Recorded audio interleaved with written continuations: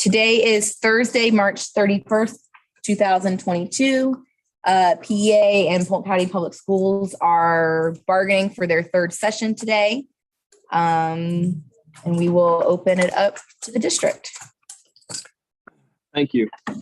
I believe you've received emails and or hard copies of what we would like to begin talking about tonight. If you would find the attachment that is specifically 331-22 PCPS initial teacher for rights non-discipline policy advisory attachment. I believe it's the one on the far left. I'd like to start there tonight. I'm sorry. I hate to tell you. Article 4. Teacher 4. Teacher for rights. Teacher for rights. Everybody good? Yep. All right. So if we will begin looking down through that, our language that is new will be, first you'll see it at Article 4.3, the non-discrimination language. This is an update to what's coming out of equity and diversity from this hall, working with our federal counterparts. So we would like to update this language to reflect what the new language is. If you want to take a moment and review that.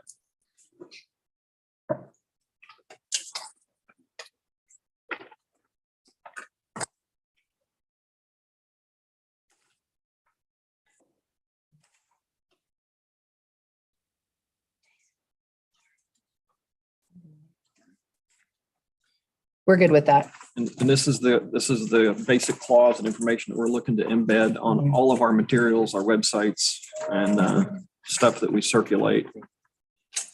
Next, if you will look down to Article 4.4-1, it extends into the next page, specifically subsection 4 for at the very end. It has in brackets, letters of concern and policy advisory letters are not a form of discipline. We just went ahead and added that for clarity. They are two forms of letters that we use, not consider them discipline. And so we wanted to present and embed that as well. We're good with that.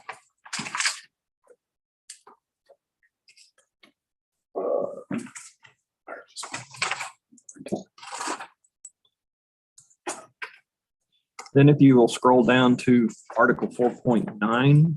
Wait, just 4.4-2, because I think, don't we have a TA 4.what? on 4? What And that was our language. I'm just trying to make sure. Oh, this section shall not apply during a probationary period when the employee may be terminated without cause. Or is that your addition? That's our, I think we just said employee. Language except employee. This section shall not apply during a probationary when I'm not sure, employee may be terminated without cause. Statute. ESP para teacher. Yeah, because we TA'd on 4 on the 10th. Just with the language that we had presented.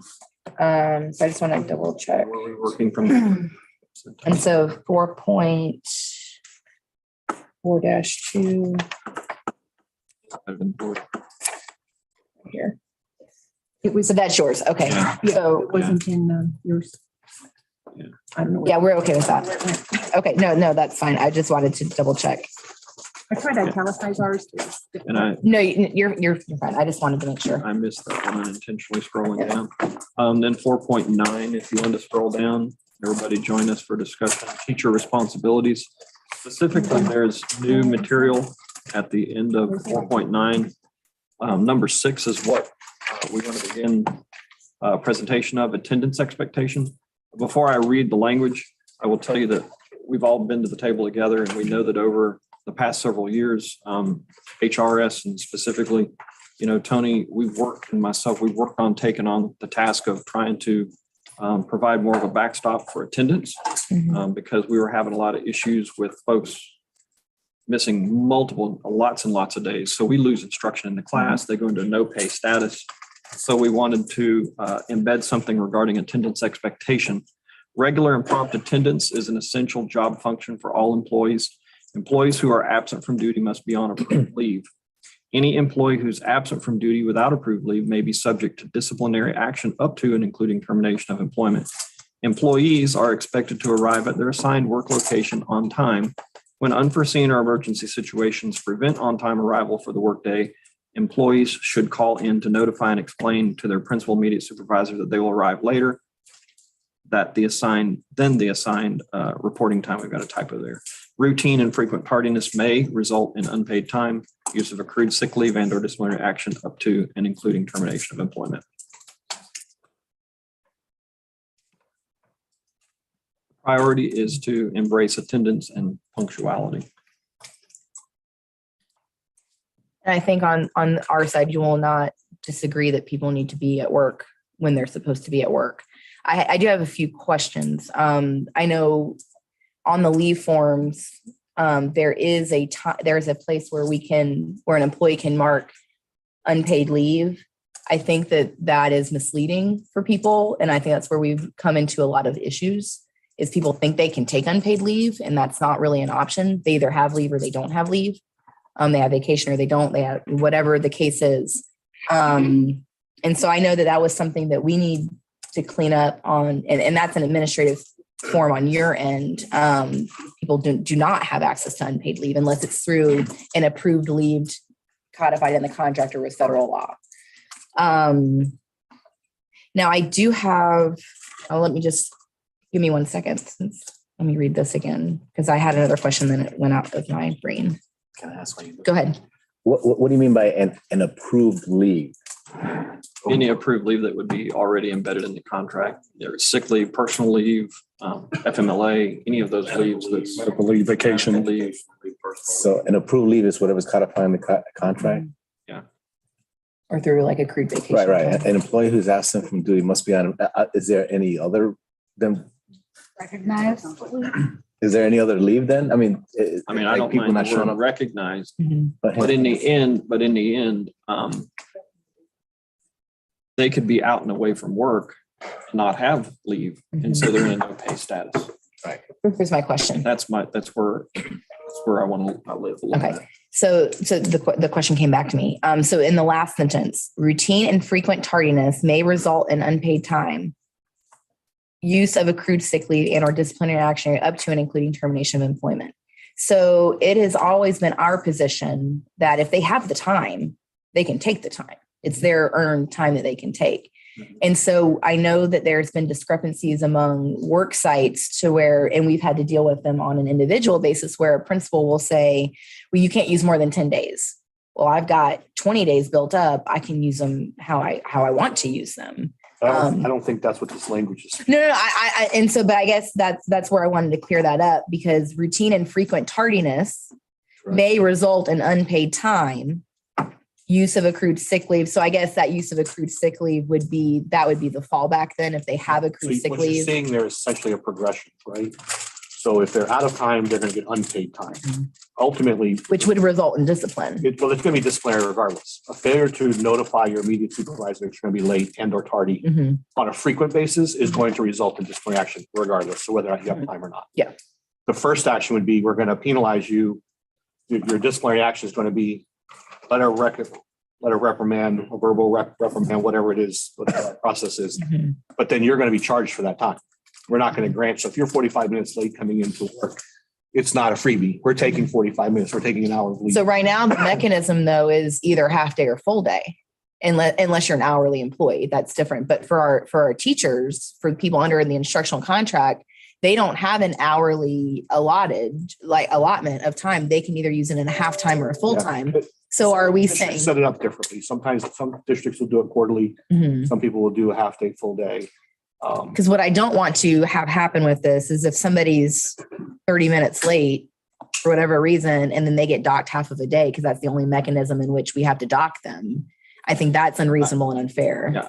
But that wouldn't happen on the first offense. I think that's what needs to be Mhm. discussed here is there's progressive discipline that has to result from frequent tardy. It's abusive, Mhm. right? And so if you're tardy or frequently every day for 15 consecutive days, at some point, And I don't think you're going to get any argument Yeah.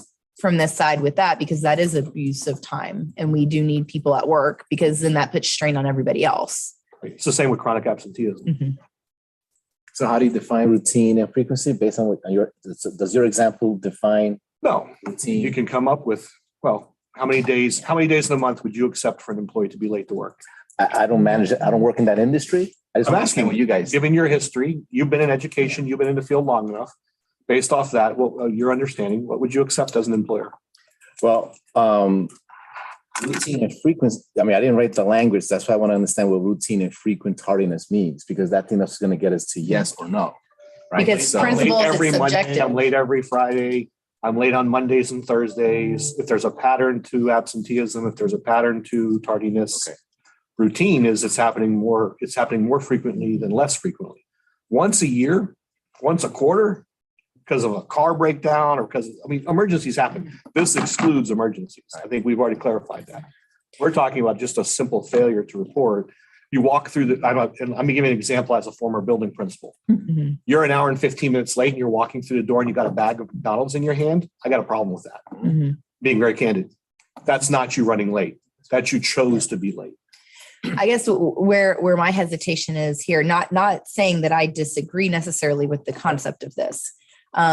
Where I'm having a hard time is knowing that different people perceive routine and frequency differently. That I would want that a little bit better defined, because my worry is that Jason may be a little bit more lenient, but Fred may not be. Yeah. He might say, well, frequency is you were late 3 days, we're done. Whereas Jason might be like, and we know that kind of culture, is in our schools depending on the management style. And so I just want to be very clear with what routine and frequent means, Because I have language. because I think we can run it at both sides. I think both of us would run into some issues if we leave this up to the building. Because the McDonald's might be Administrators. for you, Mr. Hyde, right? No. So But then they let you slide, but the McDonald's for Jason, we can't have we can't that. have that, right? And so, I honestly thought we already had something that allowed the superintendent or someone, if they noticed, like someone mentioned, you had said taking every Friday off or whatever. I thought there was already a mechanism in place that could be addressed from your side. the superintendent can request for a sick note, A doctor's a note. doctor's note. If there's an if, if there's already been prior discipline Yes. for absentee. Okay. Yes, So it's a two-step. it's a two-step. They would have already been disciplined. Right, yeah, they've already had a absenteeism. pattern or practice of excessive absenteeism, and they've been disciplined for that. If they're out 3 or more days, the superintendent can request a doctor's note upon their return. And I understand the tardiness and being late to work. That's a separate issue than just taking your time. What I don't want to have happen is a building administrator think that they can discipline somebody because they've been out more than 10 days in a school year, but they have the time on the books. And it's a known absence. It's been put in the appropriate. But that's the difference, right? So you just define that. Okay.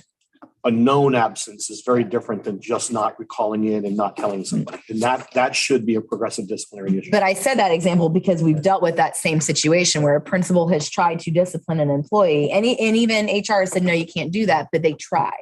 And then we have to deal with So I that. have sample language because I actually negotiated this into my previous contract. But we did it for chronic absenteeism. Mhm. And it's probably something we're going to try and discuss with you during this contract as well. So for example, what we defined as chronic, for the purposes of this contract, the term excessive absenteeism is defined as missing more than 12 instructional days, those where students are in attendance. This does not include approved leave of absences, FMLA, or school district-led professional development opportunities.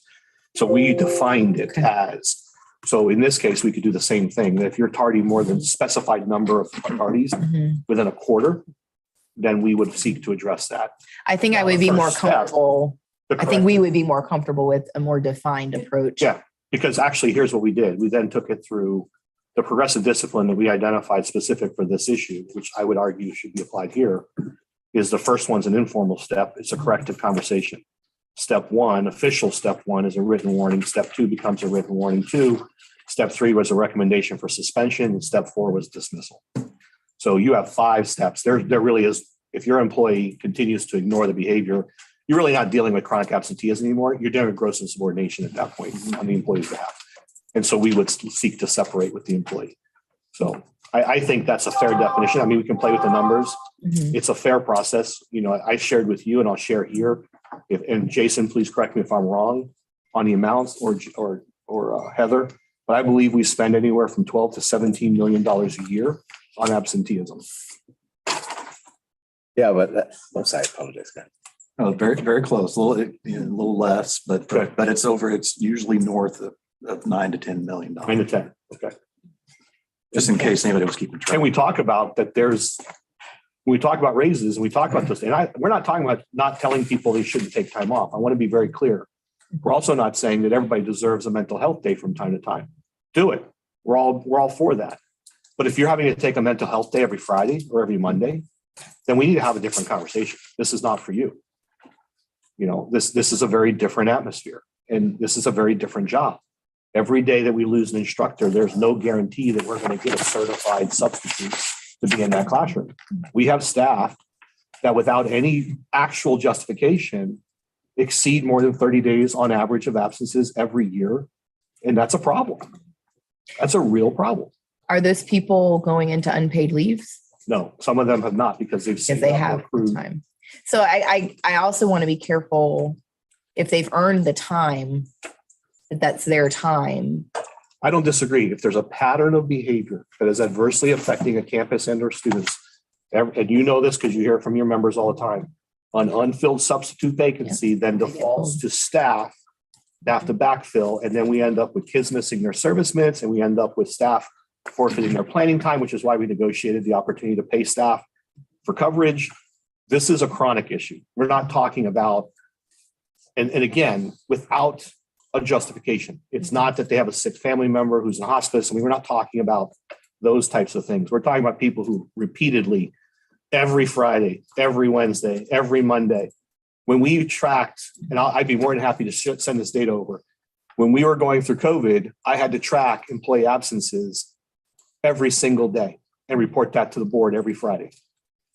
And it's pretty impressive when you see what absences are like on sick days, people taking sick leave on certain, there were patterns to it every single week.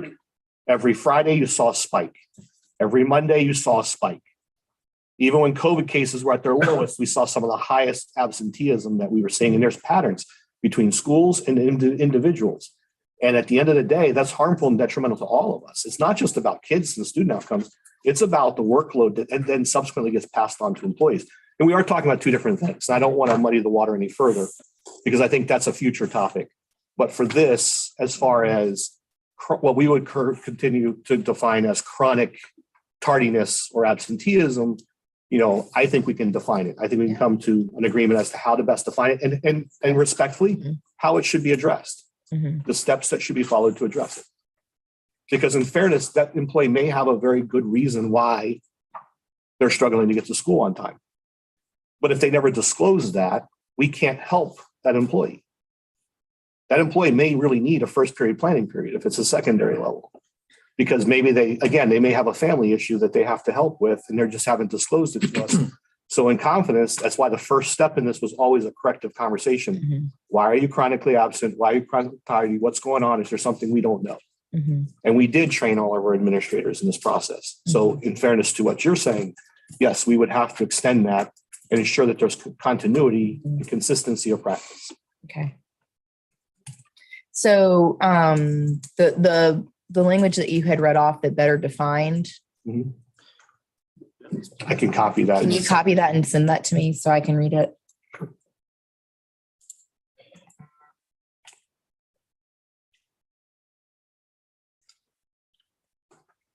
This is also where I think Stephanie had shared with you before.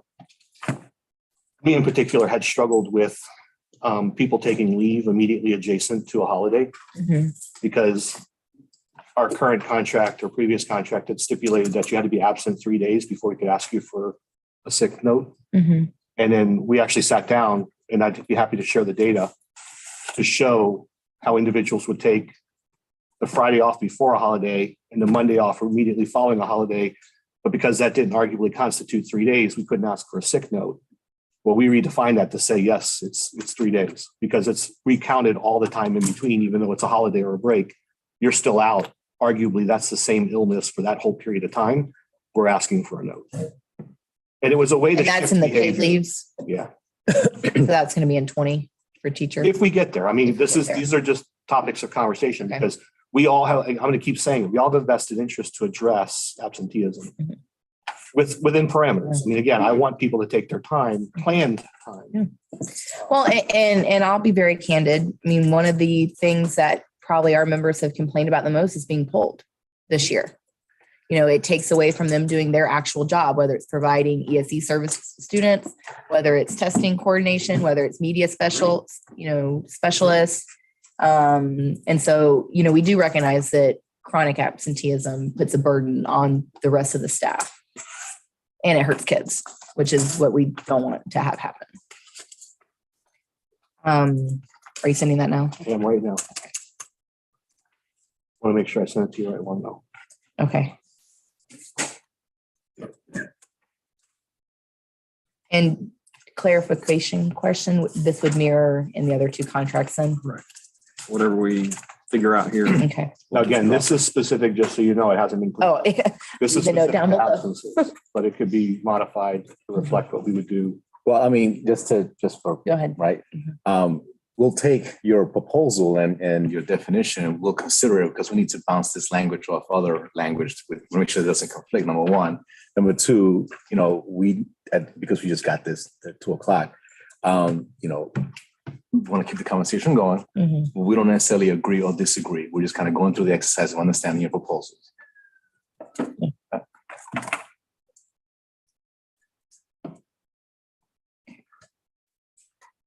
Right. Did you get your piece? Yes. Yep. We want So to let's, a few moments. well, let's, Again, that's gonna, we need to play with it and draft it and send it to you as official. That's all about the previous district, and it was specific to chronic absenteeism. Okay. The language, as I'm understanding here, is a proposal for repetitive tardiness. mhm. So we just need to tweak it, but at least generally, it's a good starting place to say how many days. Then I would say, let's look at it as a quarter or either semester. And then, are you comfortable with the progressive discipline that's outlined there? Mhm. Now, my team is just seeing this for the first time too, so. Okay. Again, this is about chronic tardiness and chronic absenteeism, right? Chronic tardiness right now, right? Well, I mean, it does address, Absenteeism in the front. in the top. yeah, it does, Expectation. setting the expectation It's got both in that it. employees who are absent from duty must be on an approved leave, which is really where we currently reside. You know, they have to be on an approved leave, whether it's sick leave, vacation, personal charge to sick, or any of the approved leaves in the CBAs. And I think what might help with clarification, like I had said before, is an administrative piece on your end when people are checking what kind of leave they're taking. Right now, you have an option that says unpaid leave, which really is not an Be option. able to select. You shouldn't be able to select that because that's It says if claiming personal leave without pay, provide details. exactly, and that's really it's not allowable. Emergency. That's what he was reading. But we've brought that to your attention before. In fact, Tony and I had this discussion that there are people who think that The false sense additional of- block of time that they're taking. for their Yes. business. But I respectfully, you can take unpaid leave. You can. Because if you exhaust your leave in the middle of a leave, it then becomes unpaid. But then you're already on an FMLA or a medical leave or something else. We've had an issue Sick that leave have bank. leave on the books and they'll select unpaid. And we. That's the problem. Yeah, okay. No, All right. because in those special circumstances, yes, I'll you shut up now. can go, but we have employees that think, oh, I don't want to use the time that I've accrued. I'm going to check unpaid right now. I would argue, yes, absolutely. If you've exhausted. But I don't You understand. don't get to select, oh, I'm going to Do leave we need this to on the define it books. better on there? We need to remove actually- it from the form. This has been a topic of discussion. It really just needs to be removed from the form Yeah. because it really isn't an option. And then From a legal perspective, Yeah. if we remove it from the form. I people will think ask- that they can take it we then need and then to they get add disciplined or like, why am I disciplined? asterisks to it that says the employee needs to understand that if you've exhausted your leave and your leave extends beyond that point, you will have unpaid leave. Yeah. So if we remove it, I'd like to add something to the document that That's what we notifies have in them Practice. that they could have unpaid leave. Well, if you exhaust your sick leave and you're still sick, Then you'd be on an FMLA or medical. I agree. Yeah. But we also have people Always. checking, I want to take unpaid leave, but I have leave. I could be out for. I just feel like I got 2 days. quite honestly, as the employer, I want to make sure that legally I provided notification to employees. So, because then you guys, and we don't have to have a discussion with somebody who didn't understand. We explicitly stated on the form, and we're all legally covered. That's my only worry. So, All right. Is there any other language in any with absenteeism or anything like that? 4 for us. So, I think we've had great discussions on 4, and Okay. if we can just work on our language and work on our homework and come back together again on that number 6. Okay. We'll be in a good place. Okay.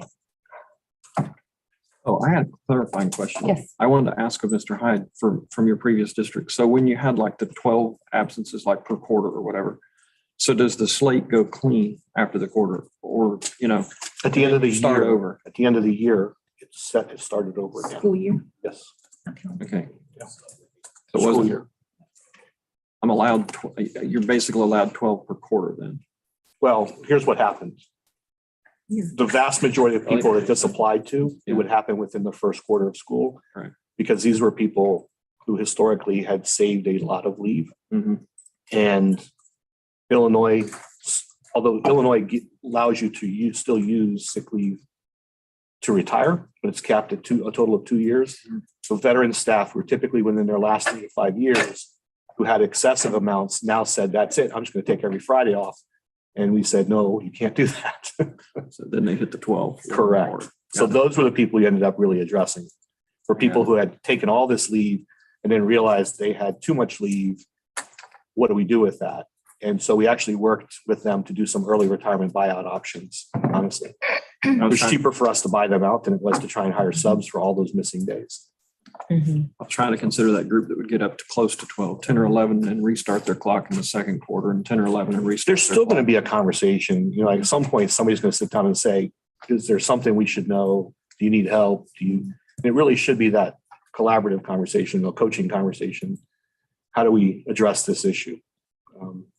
So I think with HIPAA, some of our administrators are afraid to even ask someone. well, that's just it. There's no violation to ask. There's a violation if someone discloses information and you subsequently then tell others. Well, that's all about having relationships too. We know that some of our building principals are really awesome. Well, a lot of them are really awesome with relationships, and some need some help.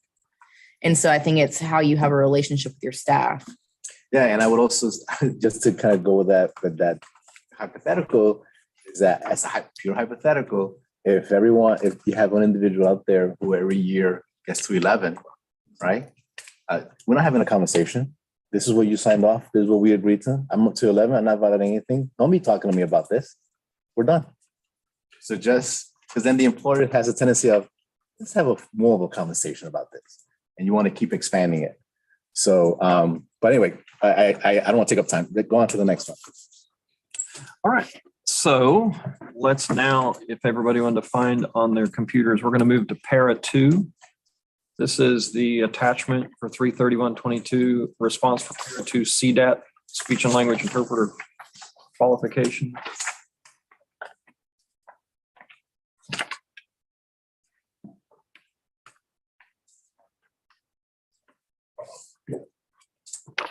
You're adding a title Yes. to 11. If everybody's Thank you for good. fixing the numbering, Laura.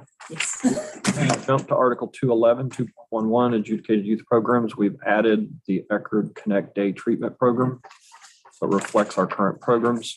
You'll find in 213, that's what we've discussed previously. So that was we discussed the night before, and I think that was it for that one. So I thought this might be We thought we might be adding some that language, but we decided to put it somewhere else. So that's why Okay. we're holding off on this.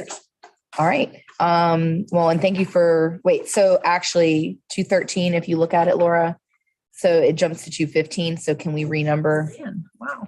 Oh, my. Because it was, yeah, it was, 17. Something different. I can't get. yeah, there is something that happened with the numbering that just got off. It's hidden language that we only uncover when we need it. That's exactly what it pops I up. don't know. I looked through my contracts. I couldn't find any. I couldn't find any because you know how sometimes it Signed off goes on it away.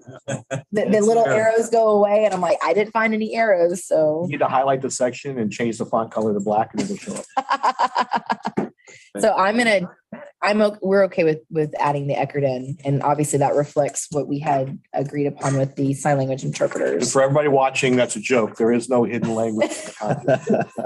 Disappearing. Just no disappearing ink. That's all I need. So I'm gonna renumber. Do we want to pause and do that one? Conspiracies out there.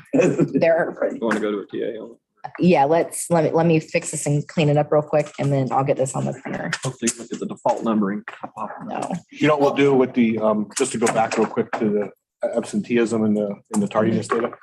We'll pull the data and look for the pattern and establish the number and threshold based off what we see. Okay. So it's a fair number. Let the data drive. Yeah. The non-COVID year? Well, pretty much this year. Yeah.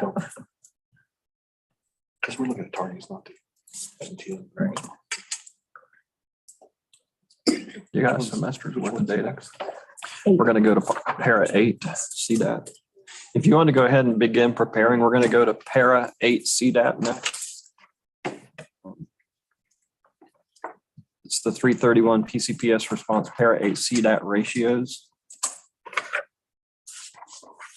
But I think before we jump into this, I'm going to pause for a moment. Please give me 1 second. Yeah.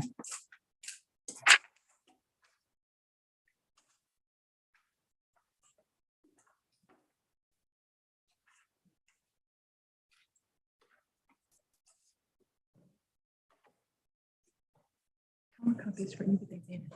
That's good. I'm really trying to become more electronic. We're getting there. I'm coming. We're getting there. We have not killed as many trees already in this third session that we have, I think, There were Very times I long come with time. notebooks of notebooks. Yeah. Notebooks of stuff. Here's my proposal. Rest of the teachers. Ratios. Oh, yes. All right, it's on the printer. We are thinking of like, It's actually kind of scary. I don't want to speak out of turn.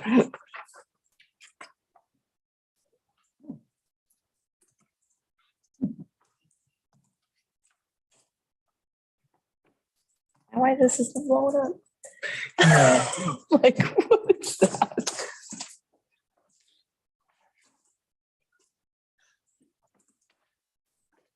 You said, just so I have it up, the next one's pair 8. Yes.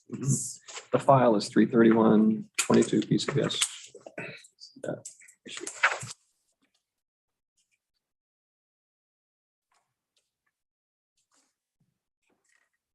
Wilfredo, can you grab my stapler too? I think we're close on Article 4 too. Well, and what we might want to do is we'll get through some of these and we'll talk through.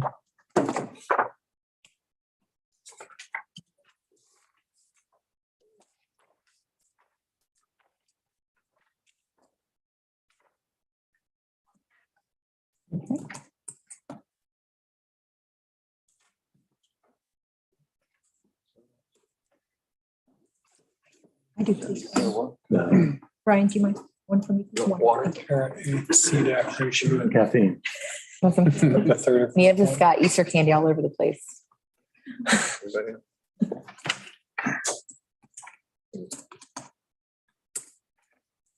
Wilfredo, is it printed? Last one's it printed?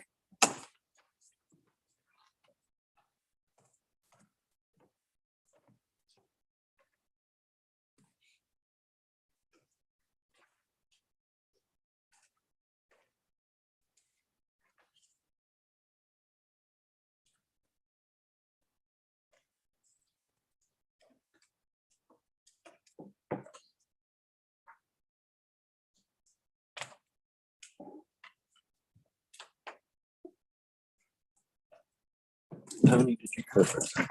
I got one.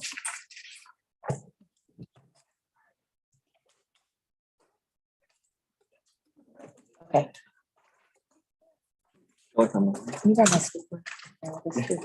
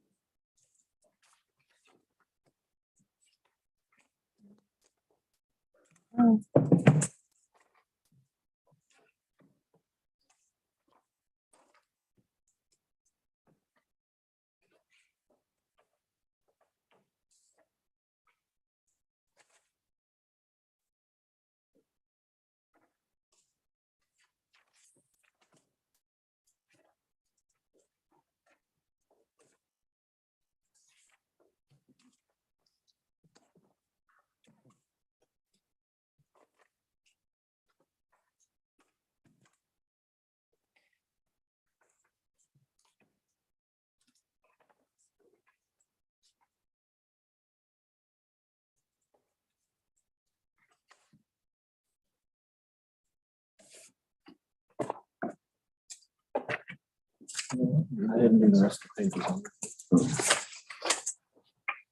it. Didn't I do?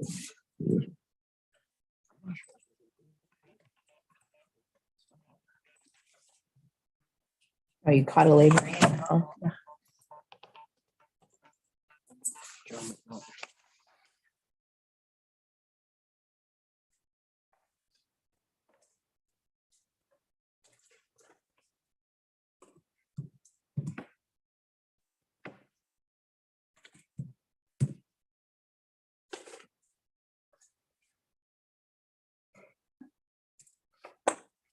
Just looking at Article 8 with some of the titles and policy advisory letter being added to what we had talked about with the teacher. Adding the labor and We've got 8.2 ratios. and the extended contract, addition to 8.3. Yeah, those are all benign. So let's talk about the CDAT step in 8.2-5. Perfect. That's where the meat of it is. Yep. Are you ready? Mhm.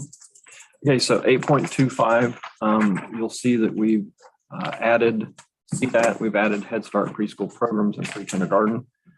We did this in response to Ms. Nottage, reflective of some of the needs that she had for her requirements from the Florida Department of Children and Families. But really, these weren't arbitrary. This was us being responsive to what she's having to meet, so she doesn't have audit finding or not to be in compliance when they do their reviews and reports of these programs. Mhm. Anything to add to that? I'm sorry, Ms. Key. I'm sorry. I got you. Nottage's high school guidance. Yeah, Yes. it was not guidance. It was Latanja Key. No, I got you. I knew who. Thank you for anticipating. I got you. You know they're Kirby. Yeah, I was like, oh, okay. So I want to show you just one CDAP per 4 infants. Correct. On 6 and this comes out of These are state ratios. The state ratios. Correct. And they're not new. Yeah. She was just confusion with Yep. existing ratio for the other CDAT, so she wanted her ratios in there. I just want. Okay. For the 5-year-olds, it says 1 to 25 and then 1 to 15. Mhm. Oh, So we need to. Yeah. that's a great catch, Brandon. I think it should be 1 to 20. 25. Five. To 25. Yes, Yeah, thank you. because the one above it was 1 to 20, so it would follow. Thank you. For the record, we're all turning these around pretty quickly for each other. Good. You're good. You're good. We want to catch these things right before we. That's There's fine. the statute, these come out of statute. This is statute explain except in emergencies. Or is that district verbiage? Where you at So it specifically? says Cdap, childcare services and paraeducators, et cetera. I copied the language above it for the other Yeah. ratio, the 1 to 10 for the Head Start. Shall not be reassigned to non-classroom duties except in emergencies when such duties would statute. compromise the followed mandated CDAP paraeducator. No, I to copied the student CBA. ratios. Yeah. Oh, that's CBA language. Yeah, that's All right, from a- all right, Above gotcha. it for Head Start. Yeah. Above. Oh, I see. They're all Sorry. That's CDAPs, but directly they under have the different- CDAP. Yeah, they have different ratios. Gotcha, my bad. Different types. So we didn't change the language.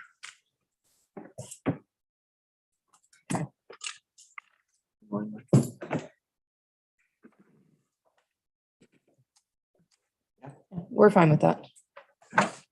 Would be another And then one. the rest of the 8 is just title You want stuff. me to walk through? Yeah. No, I mean, it's adding a laboring and employee relations. We thought we had caught most of those last time, huh? I did. And adding a header under 8.3 extended contract. 4.6. Why did we highlight FL? Yeah, I thought that they were just 11-month employees, actually. Oh, we did. Ian's was not, It was benign now. Yeah. yeah, it wasn't, I needed to go to the. So actually, That's for Pat. in 8.3, actually that did trigger, thank you, Kim. 8.3. They don't have extended contracts anymore because they're 11-month employees. They don't go through unless I'm reading this, that they're allowed to have an extended contract to work, like when a paraeducator is off and they want the network manager to be at school because teachers are on campus. Is that what this is purposed for? Since they are 11-month employees now, they don't have to work. It doesn't say managers, it says lab paras. Well, network computer lab paraeducators are your para network managers. And they are just. So would just strike through network and your computer lab paraeducators. Because network managers that are under the paraeducator contract are 11-month employees now, or they have been. JD can check. Can you see, JD, what we have? You check that in SAP. To see the schedule for the computer lab paras? So we're talking about striking network and just having a pair. Yeah, because I think that would apply to your computer lab paraeducators because those are 186-day employees. The virtual education facilitator, is that what we're talking about or something else? The title says computer lab paraeducators. Title that's in the. I believe that's reflective of the pay grade too. Okay.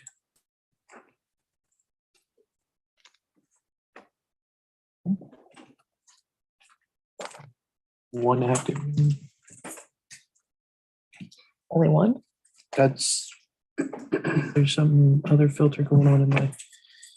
Most schools don't have computer labs. Most of them. Yeah. Pairs are 86, so they are. Okay, 186 days. Pairs. Yeah, your network pairs are 11 months. I am blanking on their days off the top of my head, but they're 11-month folks. I've got 18. They're 216. Yeah. That is correct.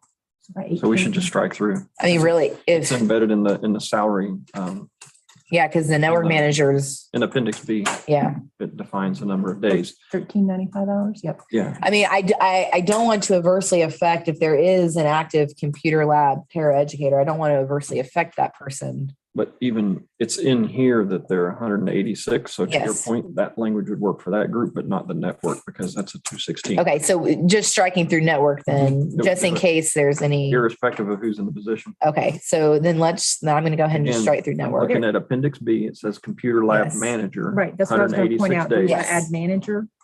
And we could add manager. Yeah. Okay, And then it says network manager. That's a PAO 811 is 216. okay, so I'm going to strike through paraeducators and add manager.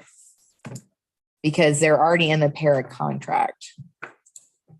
So I'm going to strike through network, strike through paraeducators, and it's going to say computer lab managers. And that will reflect We Appendix. we do have one computer lab paraeducator. But they would fall under the manager, computer lab manager job. correct? There's 18 of them.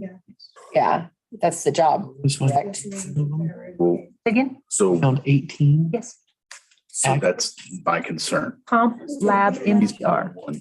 So should I say para educators slash managers, just in case? Just to cover, Okay, that's probably a better, just in case. So instead of striking through para educators, more. I think I think. just in case. He's looking. Oh, yeah, I at- wasn't saying straight para. I was just saying Okay. ad manager. Okay, so then how it reads is I have stricken through network in the slash, and it says computer lab para educators slash managers may be granted. Okay. So then that should take care of the network managers. I think we have two groups in SAP. They're sitting out there. Perfect. The Okay. managers and the paras. Thank you, Kim. And then the rest is labor and. Why is 8.4-6 FLDOE lowest performing elementary schools highlighted? I didn't see any We were changes. Researching that. Yeah. and Okay, it's- We don't, it's benign, so. We're not sure. We think that okay, most of the schools have built it into the schedule and there's no need for that extra that we put in. If the law first came out, we had extra 15 We're minutes. trying to evaluate the Uh, efficacy We of the just didn't schedule. have okay, time to confirm that. Okay. Question. that's fine. I just wanted to make sure we weren't missing anything. And we can address it later. And then the 8.8 progressive discipline, that just reflects, it's adding regional assistant superintendent and or senior director, depending on who is over the particular school or work site. And then it's also adding in letters of concern and policy advisory letters to reflect what we had talked about in the teacher CBA. So we're okay with that. All right, so I'm going to unhighlight and unitalicize. It works. Huh? Yeah, but they didn't write in all caps. I can easily undo. Oh, the cats. It was the caps that I had Caps the that threw problem you with. Then you got to retype everything. Gotcha. So don't write in all caps. Inside baseball. Let's tell me. Right beside the red, like it's the big A with the little A. It's on the Word doc. Yeah. Okay. In Word, there's the. Highlight text. Okay, then I'm not mad at you anymore. I can fix it easily.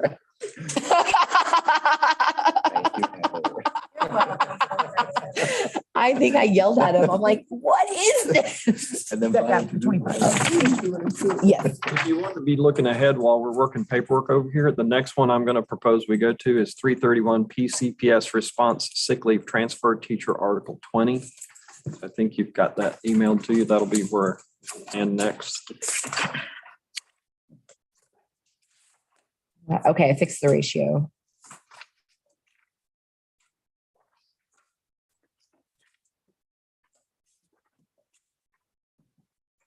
All right, Brian, what was it? Article 20. It's the sick leave transfer.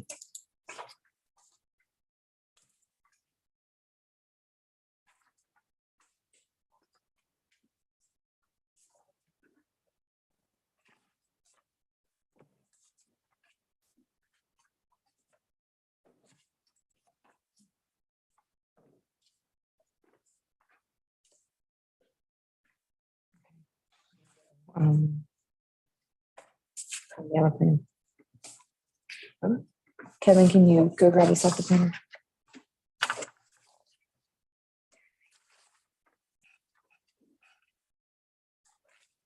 You can keep that. I fixed the ratio. Sorry.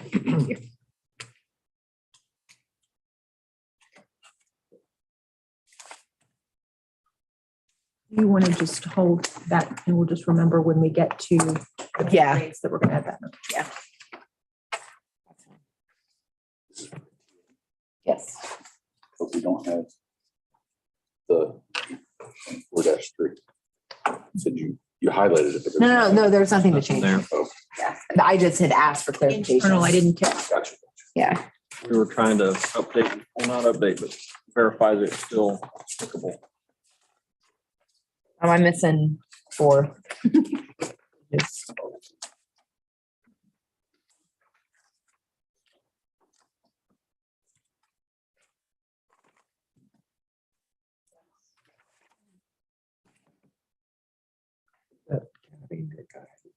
I have a question on this. That thing is working. Brian's like, I can be here till 10 o'clock. I'm feeling energetic in a way. That was my lunch. Maybe that's why it's hitting me so hard. You have no food to absorb it. We got some good dinner coming, so. Cubanitos.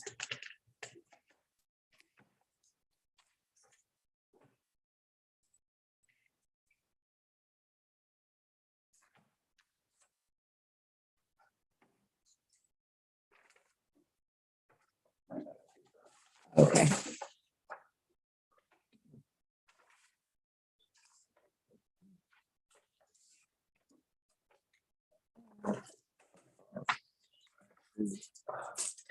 Once it starts, it's too late.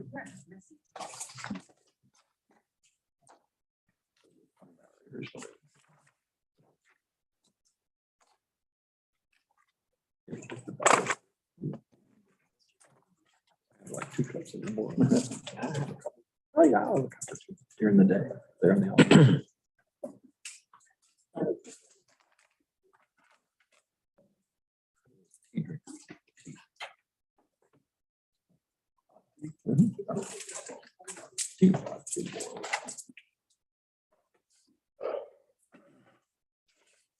Just give me the coffee. Caffeine and tea is no joke. I think it's more than coffee. Really? I think I'm gonna buy an espresso machine. I love my espresso at home. Not gonna sleep. I can go take a nap right now and have a whole espresso. Used to be able to. There'll be a certain point when that will not be comfortable. I'm gonna relish it until it is. Clock is your limit. I don't think I initialed those other. Oh, do you have the other TA? I really think I did the ones that we've already done. Yeah. There you go.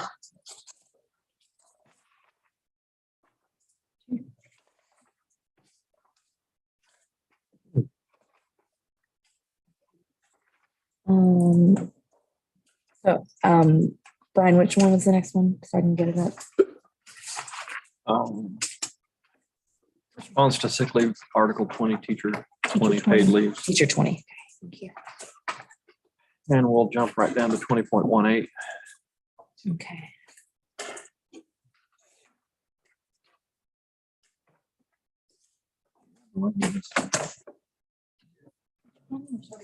No, from this tonight. 20. I don't know if we signed the pages on that when we previously. I'm concerned about You come up 2 nights to get tonight. Mm-mm. I didn't. I don't think I did. 3:30. I may not have it. Yeah, I don't have Brian's initials. It's you follow directions. No, I usually follow. Okay. When we're ready, I have a question on 20. Okay.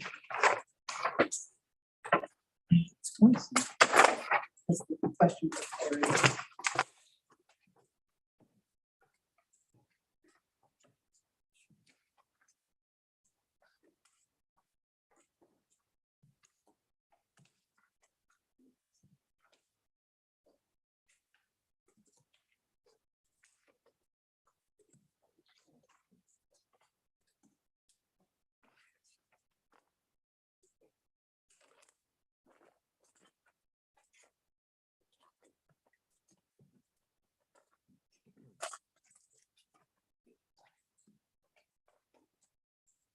On the mortgage. Not as bad as it used to be, though. All right.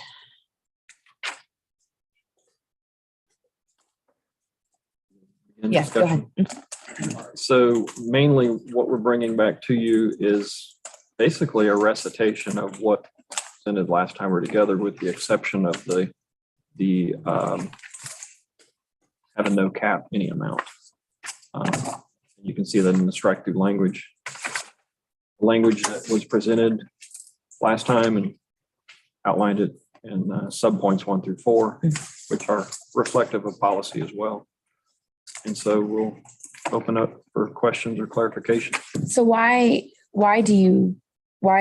does the district care if they want to authorize any amount? Why are we striking through that? If it's somebody's sick leave, I mean, and you're just on this side, it's really just an administrative holder of the leave. Why would the district hold the position that they care about a cap if it's somebody's leave to give to somebody else? I guess to be most direct with you, for me, that was the part that goes above and beyond the board.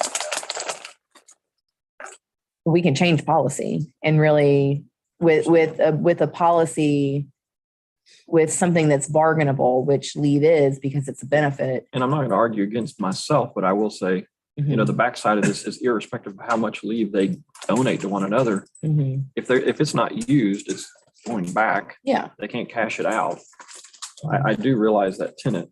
And what is more, we had conversation behind the scenes preparing for just presenting this to you, relative to the events, how many or by occurrence or what have you. So, we reviewed that as well. 200 hours was a lot of time. That's a lot of time. 8 days. Right. A lot of time away. And even at that threshold, then you need to be looking at maybe being on another leave or just to other options.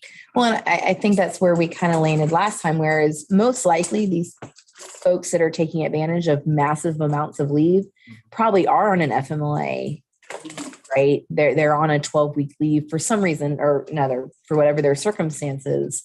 And if somebody wanted to donate leave to them while they were on an FMLA so that they didn't have to go unpaid, because FMLA is an unpaid leave unless you have sick leave. But once you run out of your sick leave, you can still be on FMLA and just not get paid. But if I want to give Jason leave so that while he's still on FMLA, but I don't want him to go unpaid, I should be able to do that because it's my leave and I can give it to him freely. And I guess that's where I think that's where the sticking points were last time, is that we were having a hard time understanding why that was a barrier. If it's my leave, if I want to give it to Jason, let me give it to Jason and let him not be in unpaid status while he's on FMLA or whatever the case might be. I think also, did you want to present comment as well? No, not to that. Number 4. I have a question on another. And so that, I guess that's where we're coming from. It shouldn't matter how much, because 28 days is a lot. Yes. But if a person's on a 12-week FMLA leave, if they don't have to go unpaid because somebody's willing to transfer hours to them, why should they have to go into unpaid status? I know that one of our talking points at least was, let's say that that an incident happens and someone doesn't have leave and 10 people want to give 200 hours. Yeah. Okay. So then the first person that donated 200 hours, and that's all they needed, we used all of that person's time and then not. Part of our discussion was just being able to manage all those number of hours on an incident like that. So we were trying to come up with some language that would try to stave off those type of discussions. Well, I think that's number 4 in the multiple donors, right? You would be referring to bullet 4 with multiple donors. I was really starting the conversation with A, striking through an employee may donate any amount of their accrued sick leave to another board employee. I guess from our understanding, why would the district care how many hours I decide to give to somebody? And I'm not even talking about multiple donor situations. I'm just saying, if I want to give my hours to you for whatever reason, I don't want you to be in unpaid status for FMLA or whatever. Like, why does the district care what I do with my accrued leave? Let us just take that into consideration. Okay. And then we'll maybe caucus here in a few minutes. Okay. And talk about it more.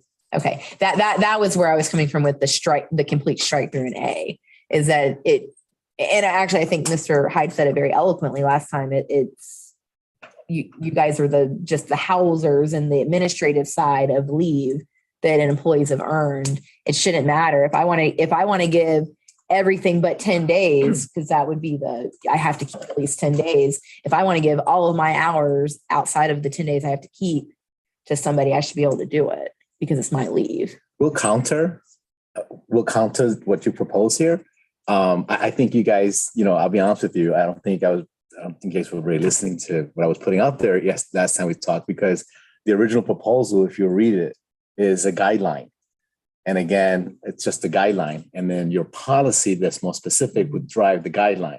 You've rejected the guideline. You presented some pretty specific proposals, and now we're going to counter this proposal. Which it does say, applicable to school board policy. And I'm in theory okay with that. I guess the sticking point that our team is having is that there's a policy that exists that affects wages, hours, and working conditions that hasn't been bargained. And so board policy shouldn't be driving the conversation because we can change board policy, in reflective of what we agree to at the table. And it's something we presented at the table. Yeah. And so I think that's where we're having the point, is that board policy shouldn't drive this. Yes, we have an existing board policy, but board policy can change. And it should change based on the discussion we have here within the CBA. And so I understand, and actually to an extent, I agree with you.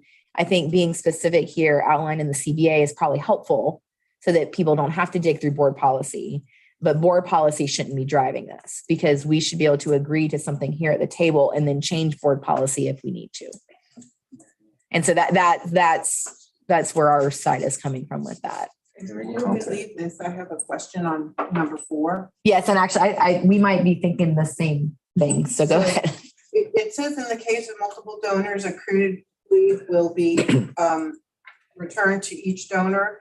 Donated sick leave will have no value for terminal pay. No value for terminal pay to the person it's donated to. Or no value. That needs to be clarified. Added and clarified. Probably in policy, but we'll check. Yeah. And so I know there was another point of discussion last time with multiple donors And the repay. Because You need to add language in there that says that's going to go back to the committee to figure out. so in case of multiple donors, unused leave will be returned to each donor. I don't even need that second sentence, because if it's being given back to the donor, Then it's not, then it's really a moot point, because if it's being returned to a donor in any form, any unused leave, then the person that it was donated to wouldn't have access to it for terminal pay anyway. It wouldn't be The sitting reason that there. we wanted to put that in there is we get requests all the time. I see. And it's just kind of other things that you mentioned here that. More of a we just wanted to clarification. clarify. Okay. In case you're thinking about donating all this to your spouse. Gotcha. then Okay. whatever. I can see that. Okay.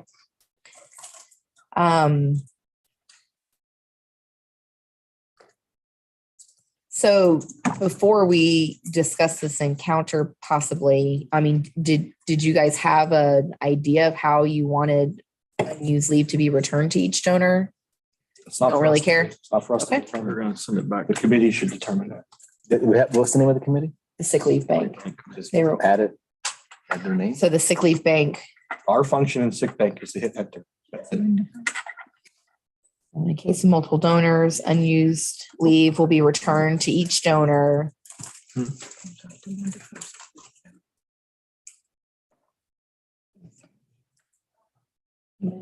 proportional to what it was given. I think the committee should Yeah. have to develop a policy and a procedure. Here. for how you want to adjust Well, hold on. it. So I'm, Yeah, Gotcha. let me write something down.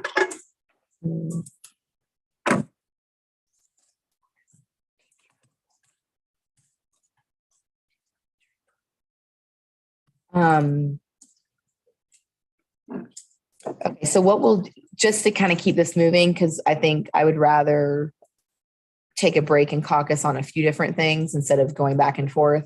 We already were going to caucus on teacher 4. We'll caucus on teacher 20. And then we'll come back to that. So I don't think there's anything else in 20. Okay.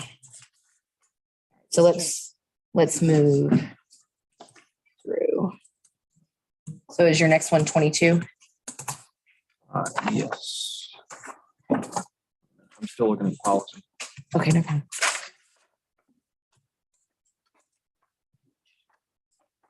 And I did, while you're looking at that, we had looked at Article 22 very late in the evening after we'd been here for a while. And so I had confused myself, but what we had originally proposed was written correctly.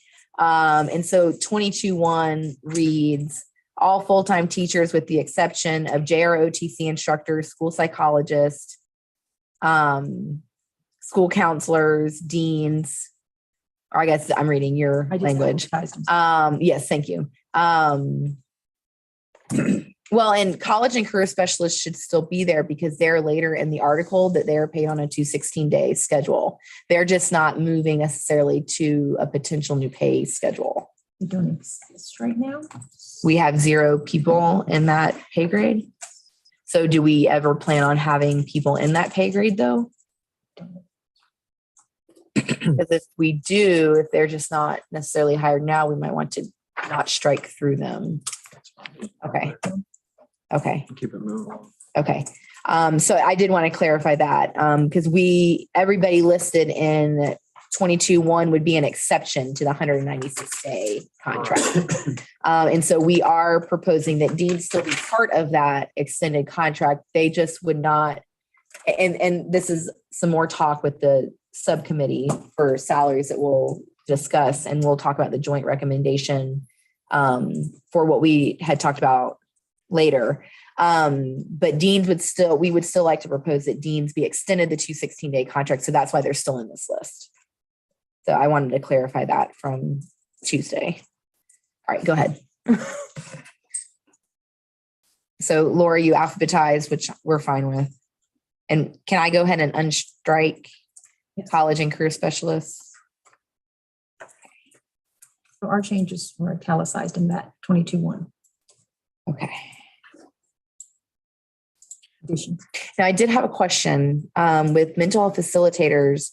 I want to make sure because when we had originally asked for data with positions that required a master's degree that were like service providers. So obviously we know instructional coaches are requiring a master's degree too, but they're on the instructional side, whereas school counselors, mental health facilitators, counselors, social workers, speech language pathologists, they're more of like a service provider at this point. And so I didn't believe that mental health facilitators were on that list. You guys are wanting to add them into that mix. They are already 216 days, so we thought you meant facilitators. Gotcha. Okay. So then that was missed, I guess, somewhere along. 3 counselors. Gotcha. And there's 35 facilitators. Okay. So we. That's good. That's good. I just wanted to make sure we were talking about the same thing. Okay. We're good with that. All right. So I'm going to jump in with detail. Yes. Thank you. 22.1, again, I think the language we'd already talked about was underlined. Mm-hmm. Our new language is italicized. So we've clarified deans to administrative assistants. And we had mental health counselors. We also added mental health facilitators to make sure we grab the groups. Then as you go down to 22.11. Brian, real quick, sorry. Do you need to close the paren around administrative? Yes. Okay. Sorry, go ahead. So then as we go down to 22.11, rather than have this go back to coordinator of psych services, we wanted to come back to superintendent to review the request for the flexible contract. So you see that noted in 2 places there. Mm-hmm. Okay. Then we go down to Saturday assessments was in italics. Regarding school psychologists, they perform assessments on Saturdays, they'll be paid. We just put a clarifier for what that section was about. Mm-hmm. And then the new language says if a student does not report, the school psychologist shall remain. And then we added in that paragraph according to district-wide teacher seniority. Okay. Again, we added mental health facilitators in section B. Mm-hmm. Then looking at subsection I, we added at the discretion of the associate superintendent of HR. And then we said may be permitted to request a change to a flexible contract. if submitted to HR. And then we're going to do that annually, July 1. And they'll work the standard 216 day contract. So it's really just some small tweaking to the language that had already been presented there. Then going down to school-based employees, subsection C. You'll see the italics going from opting to approved. So an employee at the same school in the same position as the employee to flex down, may contract, may volunteer to extend their contract. And then we changed the will to may. And we said according to teacher seniority. Okay. It followed the same flow. Mhm. And then district-wide employees, if they request, was our addition. And we said rather than opting, if they're approved, because we want to have some control. This is a budgeting thing too as well. Scheduling. Is that why the may instead of the will? Correct. Yeah. Correct. And then again, changing will to may.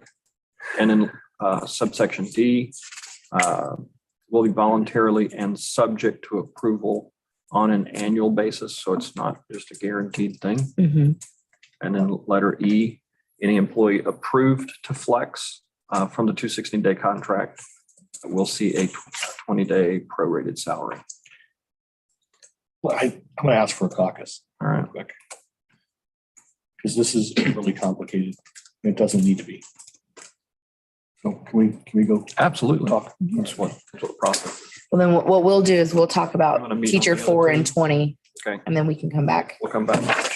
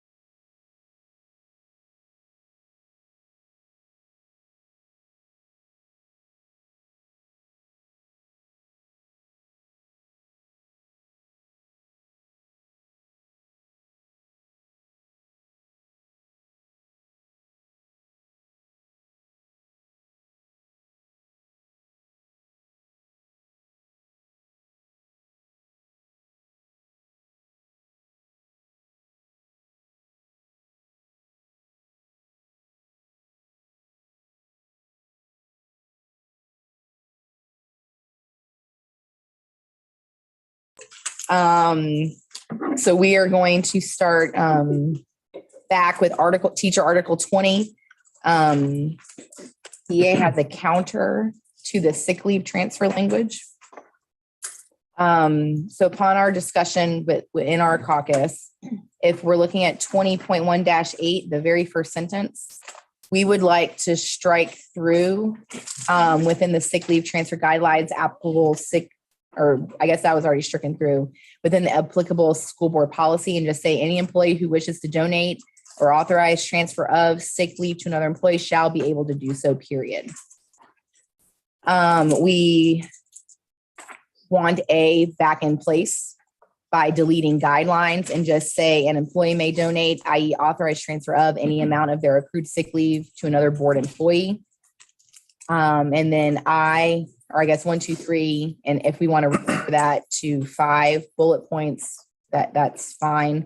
But then in your bullet point 4, in case of multiple donors, unused leave will be returned to each donor proportional to the amount donated to total amount donated. So a ratio. So amount donated to total amount donated. Donated sick leave will have no value for recipient's terminal pay.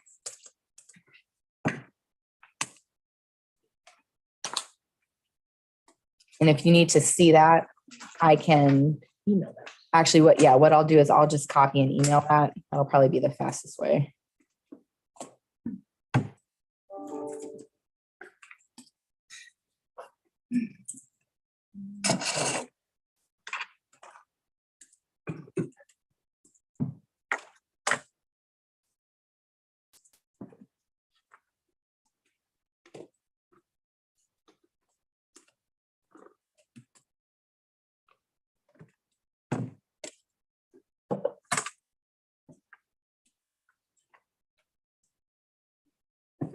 Now, also while you're getting that, in our discussion, and kind of in conjunction with Article 4.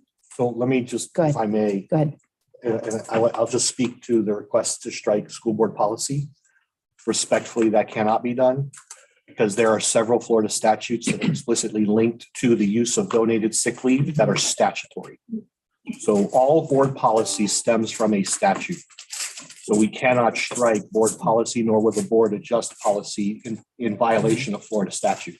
So if you look up sick leave in our school board policy, when it talks about the use of donated sick leave, that specifically relates to Florida statute 1012.61.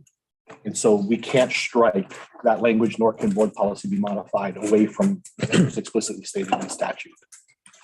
So I guess anything, sorry, but I think I hear that, and based on that explanation, we would be okay with adding that back in, right? But with the understanding that board policy doesn't drive CBA, statute and CBA drive board policy. The board policy doesn't trump CBA. Florida statute does. Florida statute does. So I'd rather not get in the mix with that language altogether, quite frankly, because it's neither here nor there. But I think while we're here, flexibility you're looking for can be attained within the current board structure, policy structure. So trying to strike the board policy, there are a total of 9 total Florida statutes related to sick leave and its use, its accrual, its transfer, all of those things. Just simply can't. So what I would encourage us to do is we're gonna have to keep the sick leave as far as school board policies piece in there. If you want to further refine that. Can we say is applicable to Florida statute? As applicable school board's policy and impertinent Florida statutes. Their board policy we reference Florida statute in our CBA in various places. But all of our board policy comes from Neola. All board policy is an extension of statute. We don't interpret policy at the board level. The board receives that from a third party authorizer and reviewer.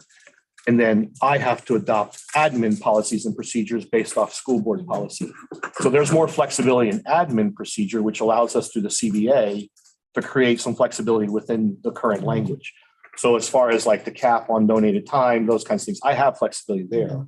What I can't do is absolve any reference to, now, if you just want to strike school board policy from there, and not make reference to it, that's fine. That's that's actually what we were doing. But it's always going to default back to board policy, which is driven by statute. I don't want to. We understand that. Misconstrue where it actually comes from. What we're saying. Well, yeah, we understand that. Understand that. What we're saying is that I don't think anything, it seems that this language doesn't contradict or go against school board policy or statute. Or Florida statute. Or Florida statute. That's fine. I mean, we don't have to add school board policy. So, yeah, I think it's a non-issue. So we don't have to add school board policy there. I think what we wanted to avoid is what happened in the past with this creation of this when the law changed. Really what happened was collective bargaining was circumvented by making a policy that was bargainable. I mean, obviously we have to follow Florida statute. But some of those administrative processes that you were just talking about were circumvented. And it should have, and we tried multiple times to bring it to the table. And under past administration, it was not dealt with in a way that it should have been dealt with. And so what we're trying to do is make sure that policy that can be crafted that outside of Florida statute, things that we do have control over are not circumvented. But what in here speaks to that? So right now there's caps, like you had said, and we want an employee may donate any amount of their accrued sick leave to another board employee. The cap is on the recipient getting 200. Well, and again, this takes that out to where the recipient can receive however much they really want, because it just says you can donate any amount. And so there's no caps, there's no minimums or no maximums. And then that would be changing board policy. And right now we have a more specific way to return donor leave if it's unused by multiple donors.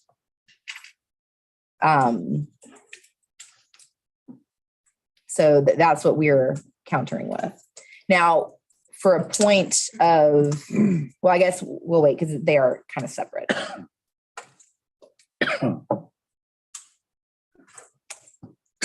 And we can change A to 1 and then go 1 through 5 if you want. That's.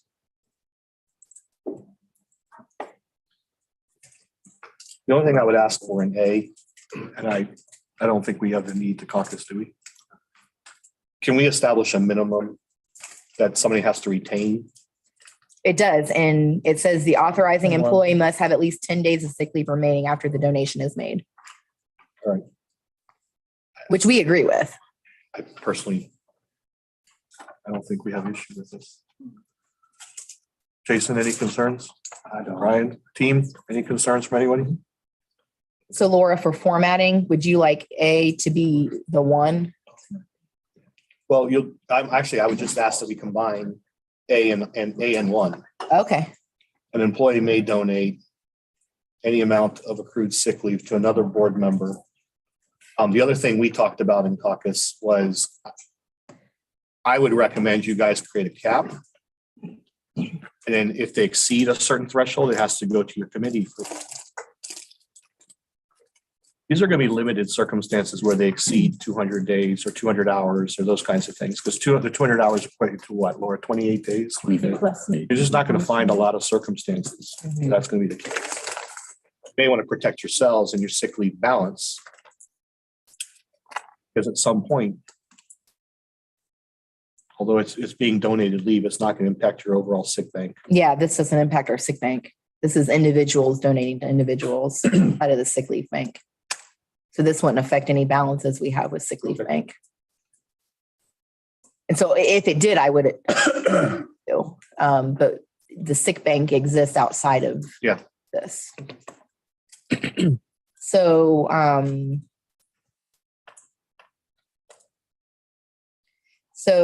did I hear that you would like to keep within applicable school board policy or just striking it through altogether? I think you should, simply because there are multiple statutes that are cited within the policy. And I wouldn't want to give anyone the impression that board policy would not supersede this, because it does. It cannot negotiate outside of the statute. That's exactly right. Statute, yes. That's statute. We agree. So that's the point. Yeah. does this language, let's look at it, let's look at it, the language, right? Does this language violate Florida statute? No. If it does not violate Florida statute, then by just given, it won't violate school policies, board policy, I should say. So therefore, the language is fine. So now, if there's some ambiguity within this language right now. But there are several statutes that tie specifically to donated time. You cannot waive it altogether. So I'm saying it's messy. To say that it's not applicable is not true. In statute, you're right. There is no applicable statute that caps the amount of leave that can be transferred. There are for family members and for multiple others. That's why I'm encouraging you to look at the board policy. There are several statutes cited that would impede and impact that. But your proposal doesn't even mention it. But you're talking about donated time as a general rule. You're not talking about the specificity. So that's what I'm saying. If you keep it in there, if it doesn't apply, it's not going to apply. An individual principal is not going to make a decision about this. This is going to be your committee. So once we codify this into language, we would agree that if any change that was going to come to the policy was different than what is in the CBA, we would have to come back to the bargaining table. Likewise, the same way if the state changes a rule that is contract different than our contract, we have to come to the table to impact bargaining. Right, but follow me for a second. If you say that school board policy is not applicable here, that's a false statement. It is directly applicable here. I'm just saying that once we agree and codify it, it doesn't matter that it's in policy. If the policy in the future was going to be changed, you would have to bring it back to the bargaining table. Correct. Just like if statute gets changed, we have to impact bargaining. Right. But I don't want to give people the impression that there are statutes that are not applicable here, because there are explicitly applicable. So adding in within the parameters of Florida statutes, I think would solve the problem here. I don't see why there's an issue with leaving it the way it is. There's no conflict.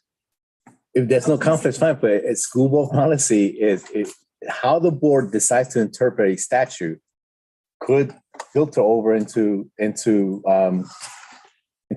us having to negotiate, or not even not negotiating, because the board can interpret a statute.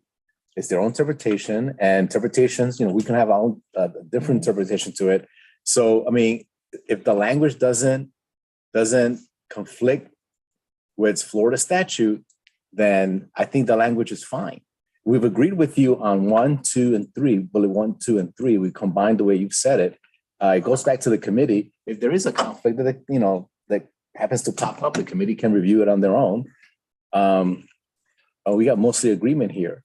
What about the discussion of an employee who wishes to donate or authorize transfer of sick leave to another employee should be able to do so, period?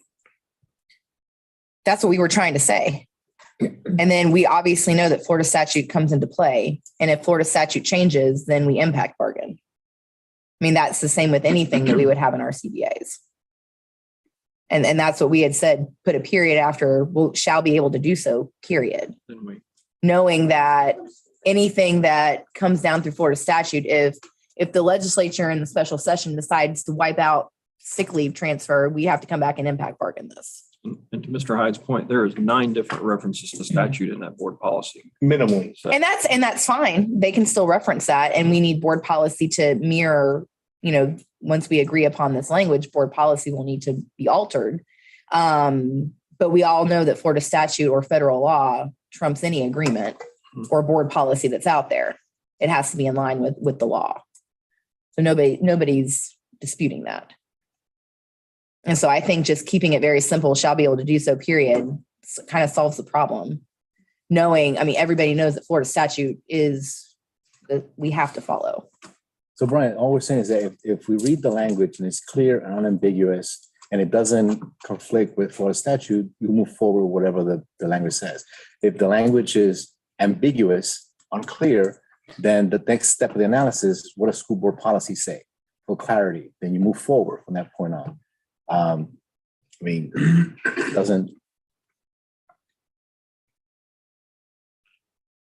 Otherwise, we copy and paste the whole Florida statute in this contract. So I've combined A with 1, where it says an employee may donate, i.e. authorized transfer of any amount of their accrued sick leave to another board employee. The authorizing employee must have at least 10 days of sick leave remaining after the donation is made. And then 2 and 3 look just as you had brought them.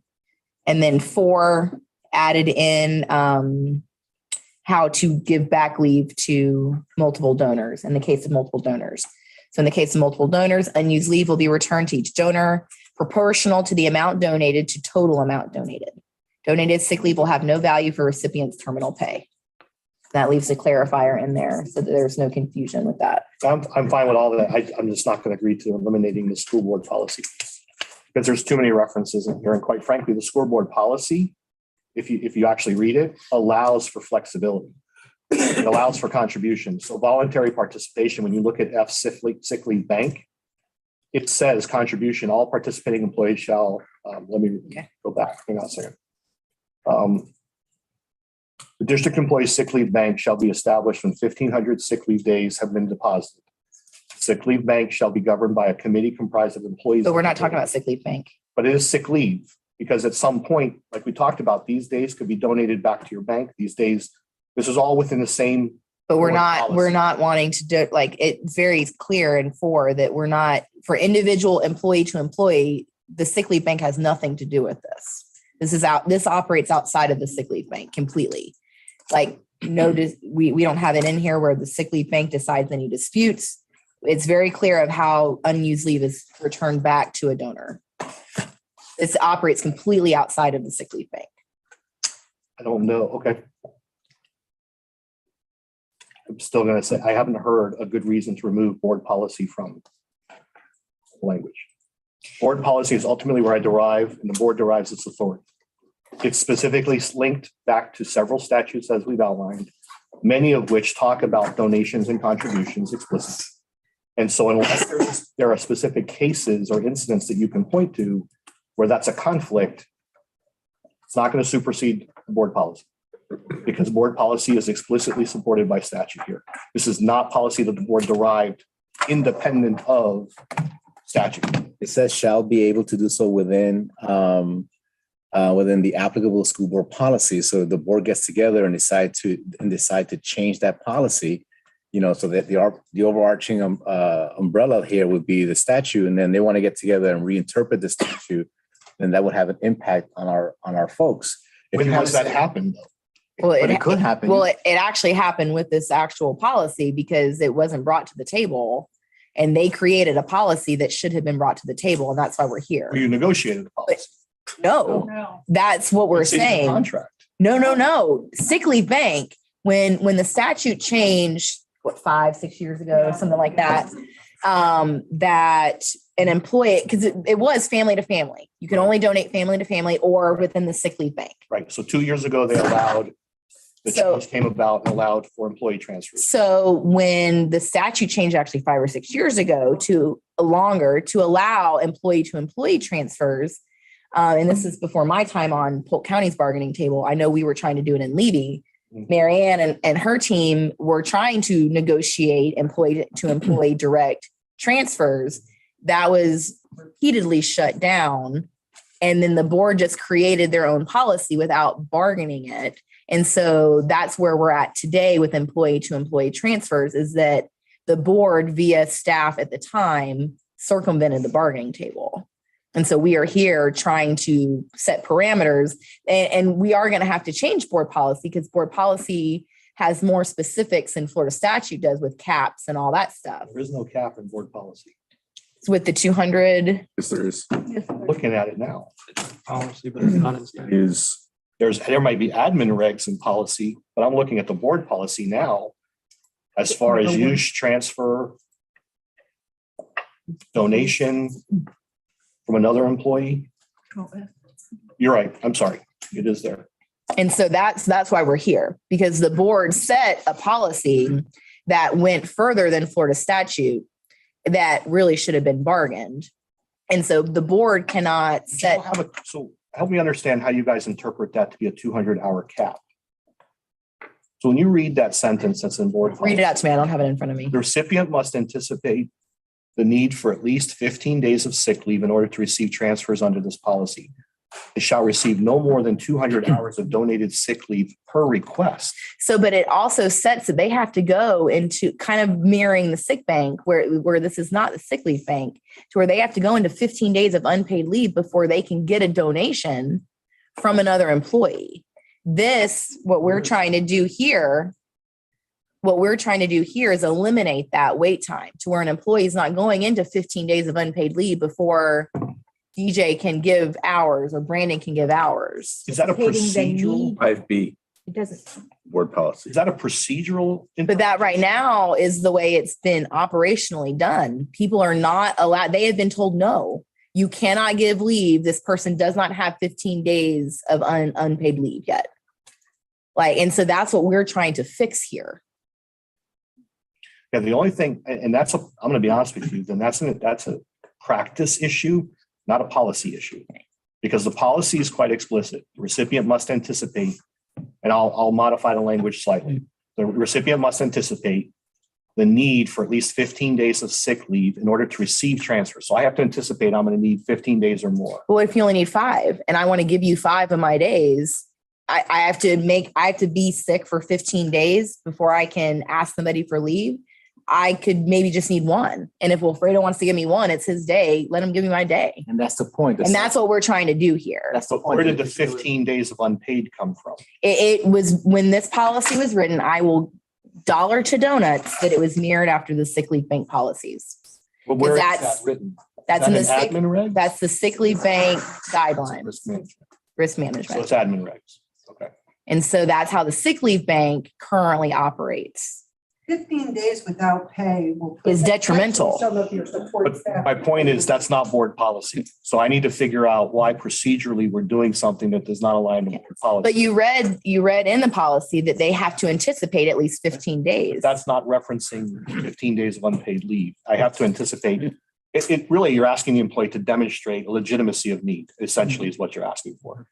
But it doesn't mean that they have to go 15 days unpaid. I don't disagree with your argument. I don't believe it should be just a one day. I'm going to be honest, but sick leave and sick bank is yours to deal with, not ours. And I'll give you as much flexibility as I can there. But at the end of the day, I need to then go deeper because this is what we found last time we met on Tuesday. We allow employees to transfer and they get their unused time back. But if I'm a family member, I didn't get anything back. We have a lot of inconsistencies. And then when you go from board policy into administrative regs or procedure, that's where the breakdown is happening. So I need to know where that resides. And they told me risk management, because now depending on what we adjust here, we have to go there and adjust admin regs. So, well, and here, this would also take care of the family to family because everybody's an employee. well, no. And then you would have to adjust on your end policies and regulations for family to family.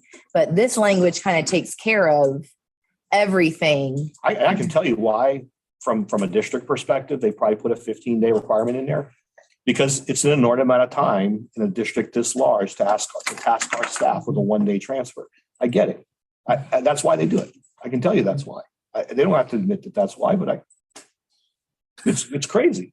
I can tell you why. There's also the policy language for sick leave bank, F1A subpoint A, eligibility. Any full-time employee should be eligible for participation, in the bank that provided the employee has accrued a minimum of 15 days of unused sick leave. Yeah, and at the end of the day, you guys are putting me in a tough, I'm going to be honest, you're putting me in a tough spot where I'm waiving. The impression interpretation is I'm forfeiting board policy and I don't have the authority to do that. Only the board has the authority to do that. Well, but at the same time, I would ask that we operate under the assumption of best interest. Okay. And not on the assumptions that we. Well, at the end of the day, and if we somehow, somewhere, a board policy was passed that circumvented collective bargaining. Okay. And however it happened, don't really care at this point how that happened. But moving forward, we're fixing it. Okay. And this is how we fix it. And this is how we think we fix it. Nobody here from the district team has the authority for me to say I'm forfeiting board policy. I can't. How is it forfeited? Yes, I understand. How you forfeit? Because if I eliminate it, there's a lot of rules and policies that are in here outside of even statutory requirements that if I don't reference board policy, You're saying, well, if board policy doesn't concur or agree with our interpretation of the collective bargaining unit, then the CBU supersedes board policy. I'm not here to negotiate away the board's rights. So this is what I'm hearing. So we agreed to the 1, 2, 3, 4. Right. If we add I'm going to in, give an example. well, hold on. I think, Sure. so any employee who wishes to donate authorized transfer of sick leave to another employee shall be able to do so within school board policy. Right up. Are you adding that in and having 1, 2, 3, 4? We're good. Perfect. Done. You probably should add, because if they, once again, if they unilaterally make the change, We'll impact bargain. We need, well, we have to put it in there. but respectfully, and I'm going to say that in front of the whole group, got to start moving away from they and us and we, because respectfully, negotiations, we all have a similar vested interest in doing the right thing for our employees and our students. When we keep going back to the they, we continue to create a divide and give the impression of it's management versus labor. And that I won't support that. And we talked about this because we can't do that. I understand. I'm not that person. You don't have that experience with me. At the last meeting, several people who were here will attest to the fact that I actually saved language for you and improved the language and the outcomes for employees. So at the end of the day, we're going to negotiate fairly. But I really would ask that we just give me the specific examples, but let's not entrench ourselves with. I agree with you, Mr. High. I absolutely agree with you. When we negotiate these contracts, not necessarily for today, but also for tomorrow. I agree. And so, you So know, if you want a protection from potential future changes in language, I would prefer we just say it that way versus they. The board does not operate intentionally against a union or against employee groups. That may have been your perception in past negotiations. I understand that. I watched all those meetings online. I get it. I'm not here to support that. I understand that. So, but we owe a duty to the current membership and future membership to negotiate, to make sure that the principle, because it's a principle, a very firm historical principle, that collective bargaining agreements trump policy, school board policy, unless, of course, you violate a state law, federal law. And in that case, you've got separability. You pull the part that doesn't matter. So we don't want to be in a position. I certainly don't want to occupy a position where we got to go in front of 12,000 members and tell them, well, we added applicable to school board policy. So let's do this then to protect both of us, right? And as a good faith effort, you know, we kept the language in. I liked what Stephanie said. Just put in there that just as we did with the financial reopener, should there be a significant change that would adversely impact the current policy, the district agrees to renegotiate. If there's a change in statute or school board policy, that protects us on both sides. And I think that's the olive branch.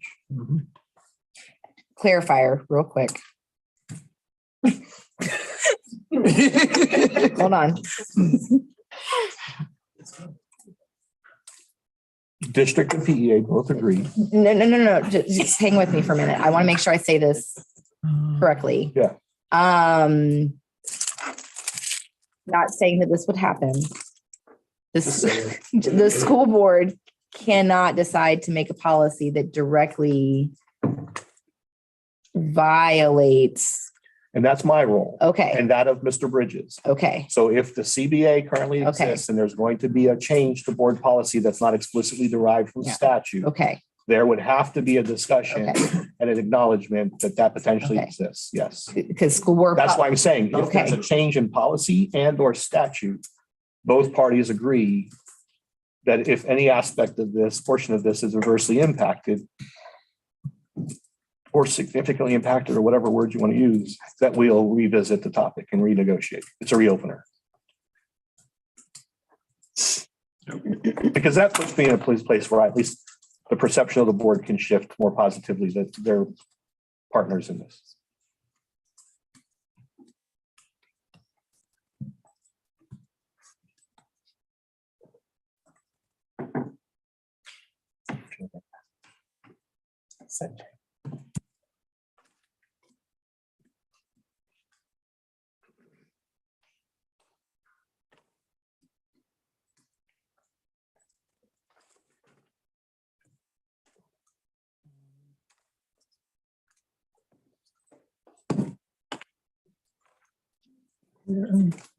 Got it.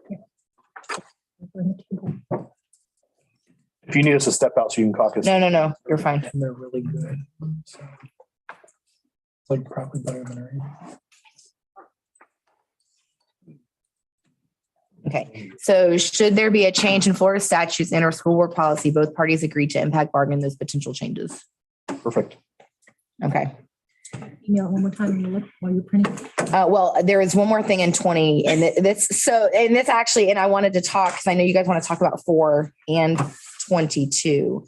So this actually the discussion here came from Article 4, but there's language that resides in 20. So actually, before I do that, Is there not a statement similar to that at the beginning of the CBU or CBA? The ground rules. Does it not say that this is a Actually, I think reopener? there is in the ground I'll rules. tell you in a minute. I think there is. I think that's Appendix G. I think it's important to keep it there because there are questions that are Yeah. present, but I think it's future- Appendix G. in the future, we could take that out of there because it's redundant, but Yeah. I want to make sure that that's in there because I think that needs to be Yeah. understood. So when we had the discussion, and the reason I'm just bringing this up now, because this lies in Article 20 in the teacher contract. When we were having our discussion around Article 4 with the attendance. Right now, and this is why I brought up the half day, full day issue, because in 20.1-4, it says a teacher shall have the right to use sick leave In hourly. in 1/2 day units. Actually, board policy, And so right now with support staff and hourly employees, they can take it in 15-minute increments. And when we were talking in caucus, payroll has the ability to do that for teachers as well. It's just the way it's written. So if we are going to go, and this would actually lend more flexibility, because right now, if a teacher needs to take an hour off at the end of the day, they're having to take a half a day off. And they don't really need to lose all that instructional time. So board policy actually says sick leave shall be taken in hourly increments, may be taken for the following reasons. correct. So then that needs to match up with what we can do in our CBA then. Absolutely. And right now, currently This is it's, exactly what we're talking about. yeah, No, I would, The board never, board policy, so I just wanted to pull it up and Okay. say it out loud. That's all. so in 1 hour, no, it This is what it says. says, And that's the instructional. okay. We have 3 different. Mm-hmm. yeah, that would be applicable to this group, right? PDA, well, to your instructional. To the teacher contract, the instructional contract. 14 is administrative. 1,000. So we would want to add in and strike through 1/2 day units and put in hourly units. In 20.1-4. It outlines that if we move it to hourly, then I would ask that we mirror the language that's currently in there as to what the qualifying reasons would be. So, For sick leave? yeah, to be taken in hourly increments. Yeah. Well, it said specifically sick leave. No, I know, but here in board policy, Oh, okay. it says that you can take sick leave in hourly increments for the following reasons. 30.03. The employee is unable to perform his or her duty in school on account of personal sickness, accident, disability, or extended personal illness. Consequently, has to be absent from his or her work for the illness or death of an employee's spouse, child, father, mother, brother, sister, other. It's common language. There's no gotcha in there. I mean, we can add that in. But I would look at 14, it's board policy 1403. Is that what you sent me, Kev? No, I sent you something else. I'm sending it to you right now. 3 is instructional. Three is physical. 3 is 3 is instruction. instructional. 3. Yeah. One's They usually mirror. admin. Let me make sure I check for instructional. So then, It's coming to you right It now. still says hourly increments. It's the same reason. It's in Okay. both admin and in instructional. Historically, anybody can correct me, but because of substitute pay is the reason for the half or the full. mhm. You get into hourly, you can't budget that. You can't post the vacancy. So then you'd almost need an A section under 20.1-4 to say in an event, I think, or am I getting into the weeds here? well, that's the thing. That's what happens, because otherwise might as well just adopt their policy and procedures for the school district and make it our contract. You know, that sentence exists for a purpose, right? For a specific purpose. If a teacher needs an hour, then if the contract, it doesn't exist in the contract, you default to your policies and procedures. I mean, that's how it gets combined. Yeah, the problem is we don't have a lot of people that cross-reference procedure. But that's not up to us, right? Okay. It's up to our responsibility, at least from the union perspective, is the four corners of the collective bargaining agreement. And knowing that I can't have a 7,000 volume contract, my next step is to then look at your policies and procedures, right? Otherwise, we're going to get into a deep. So what might maybe just to be clear here, and I think maybe possibly add value to the CBA is because we get a lot where we have schools where principals like, well, you can't take an hour. You got to take a half day. We get that all the time. You got to take a half day. That's what it says in the CBA. You got to take a half day. So maybe we add in sick leave can be taken in hourly increments per school board policy. And then you just reference school board policy. That way they know it's there and then they go and look at it. We don't have to list all that in the CBA. Say per school board. Per school board policy. You can cite the policy. Yeah. So I think that's worthy to add in for people that are just looking at the CBA to know that there is a reference to go look at somewhere And if you need the reference number, it's 3430. B2. 3430 B2. 0.03. 3430.02. Yeah. I wouldn't tell them B2. I'd make them read the whole thing. Yeah, make them read the whole thing. I agree with that. Reading is fundamental. I had to read it. Use.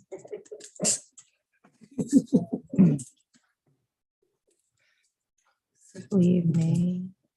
That's our literacy initiative right there.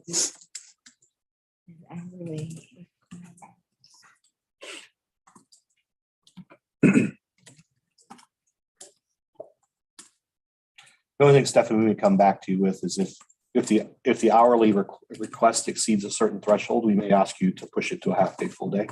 I'd like to talk about that a little bit with the team. So for example, if you're taking 2 hours, that may not be an issue.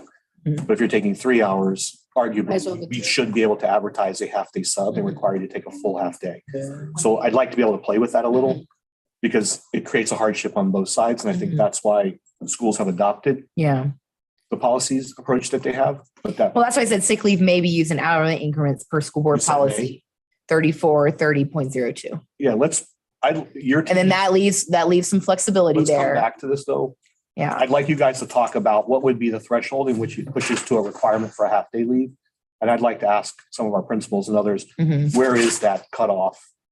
Well, I think the way we write it, it kind of makes them reference school board policy, right? And it says sick leave may be used in hourly increments per school board policy 3430.02, period. And then Could we say that anything more than 3 hours would constitute a half day? Sorry, Laura, what did you say first? 3430.03. Oh, 3, sorry. 02 is domestic violence. Yeah, I know. Thank you. Thanks, Brian. You read that too. You probably do need to read that. That's in CBA.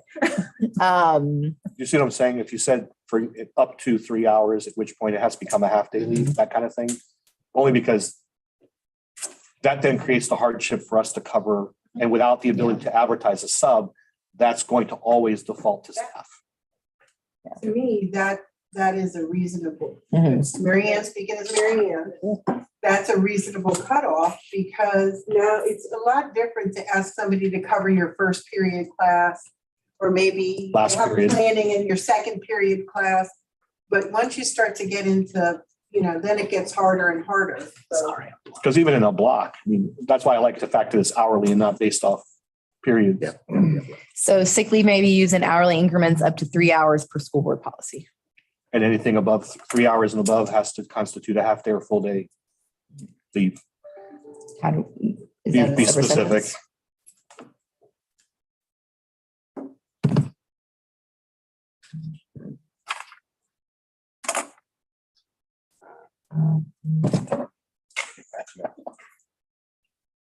Maybe 3 hours. So sorry, say that again. Fred. So anything in excess of 3 hours. So if it's 3 hours and 15 minutes, Well, hold on. that's a half, then it automatically becomes a half day leave. So any hour, Or half day or full day leave. any hour amount greater than 3 hours, and 3 hours then equates to a half. May day, result in a half or full day. depending on the totality of the. Any hour amount greater than 3 hours may result in a half day.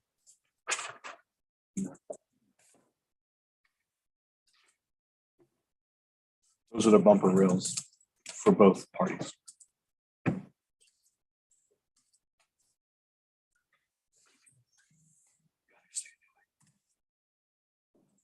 Weight issues will be standard.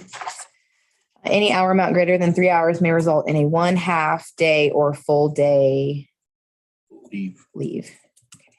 Okay. Is everybody, you guys comfortable, Jason, everybody? You want me to read that out again? Sick leave may be used in hourly increments per school board policy 3430.03. Any hour amount greater than 3 hours may result in a 1/2 day or full day leave. Perfect. And then we're good with 20.1-8. And I'll copy 20.1-8 because it was a lot. I'll email that back to you guys real quick so you can read it while I get it ready for print.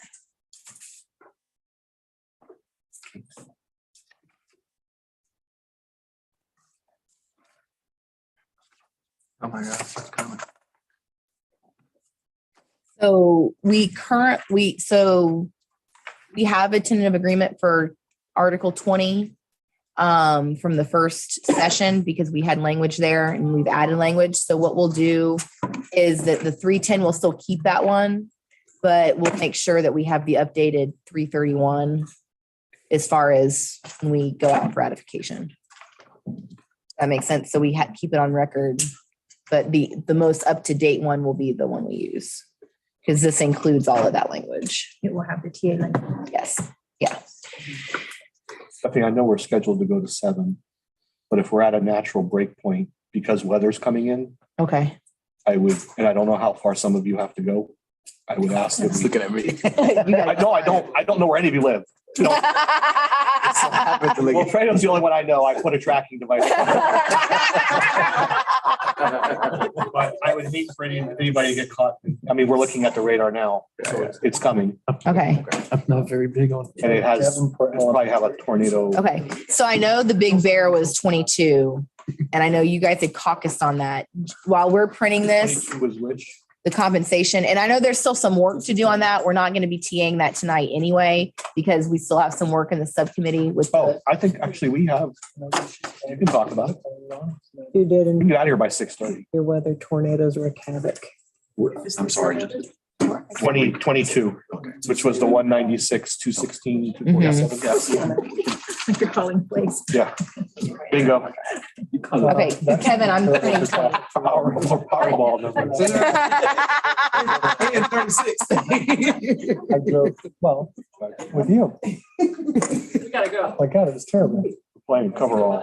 This is why. We're the blue dot. We got a little bit of time. I don't know. You know what we can do? Why don't you guys, at least for the sake of this topic, why don't you provide the conversation we had, our counter, and everybody can mull it over. We can come back to this. Okay. But that way I can get everybody out of here. I just want everybody to get home safely. All right, let's do that. I haven't made my room yet. T-I-I-K-I all day. She's a teacher. She ain't getting that much. Parents are healthy. God bless them. You can read the weather. Okay. I'm actually surprised. I haven't looked. I haven't looked. Coming from Gainesville Great. to us, yellow and It's gonna white. rain. Gainesville. I love games. I know you do. Go Gators. Barry knows what's up. 6 times a day. How are we close? So you guys were gonna tell us what you discussed about Article 22 so that we had the information before we break. Article 2. That's the compensation. That was 216.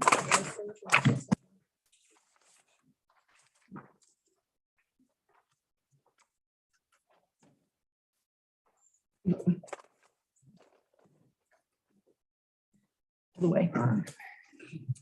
Basically, the main one was at 216, the 196.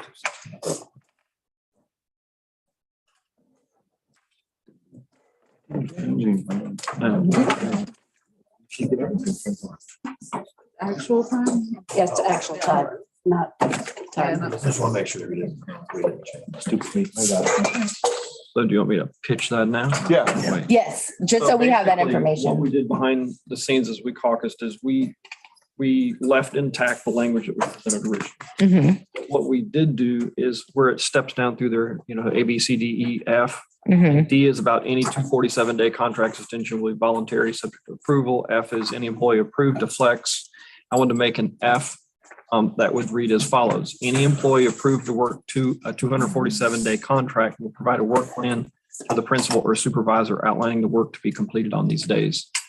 So that Okay. brings definition as to what the days. What they're doing. Benefit of what will occur.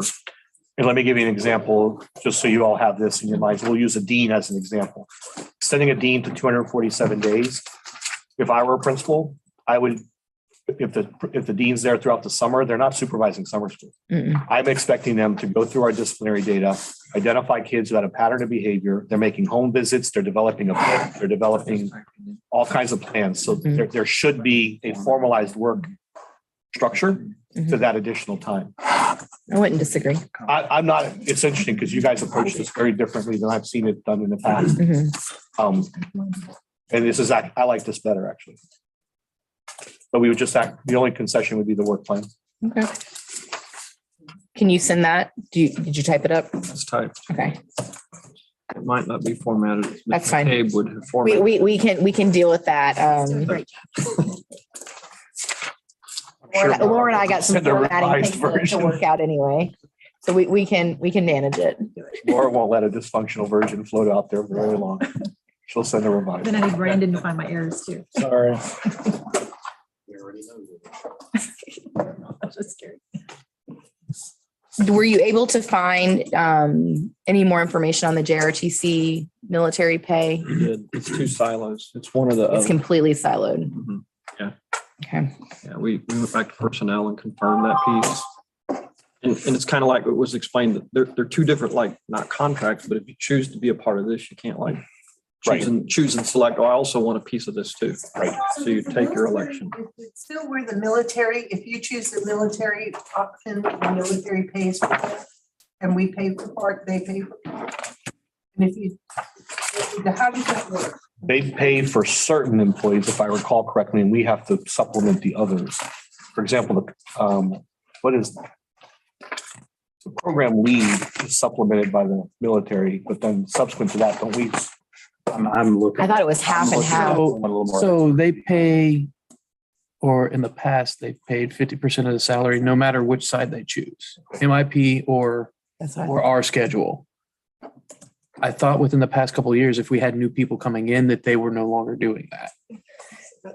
But do we pay the salary for those new people coming in, or is it still a They have the split? option. I don't think it's a 50-50 anymore. I would have to confirm with someone over in It HR, was more similar to law enforcement, like but 60 or 80. and it's only of the salary. So then Okay. it turns out to only be like 35 to 40% of what we're actually paying out to them. I think the military's- Yeah. Yes. I fought. Don't you see money?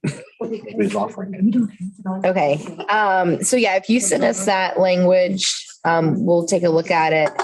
I know we have some dates for the subcommittee in the next 2 weeks where we're getting together with Heather and her team.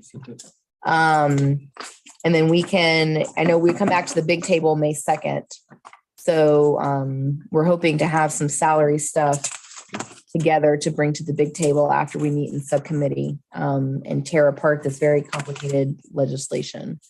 I'll say thank you to you guys too, because over spring break, we caught wind that several school districts received notices of demand to show up to state board meetings because they hadn't resolved their TISA stuff. So, our district thankfully had, with the exception of a handful of charter schools that had yet to do it, but that's beyond us. So Well, we were, I think, the last in the state last year, and I think we were one of the first in the state this year. So, the fact that I didn't get a Dear John letter from the commissioner, I'm appreciative.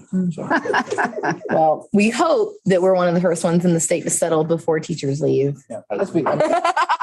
I mean, it's kudos to Heather and Jason and these guys, right? I mean, Kirk, They have it. they kind of really guys do it. It's just, you know. Yeah, Let's get it done, roll our sleeves up and get it done. No, it's just nice to be able to, I received all kinds of questions from some of my colleagues saying, did you get a letter? And I was like, "But good luck to you." All right, so we will be back at the table unless April dates come about. We will be back at the table May 2nd. How many days do we have in May? So I will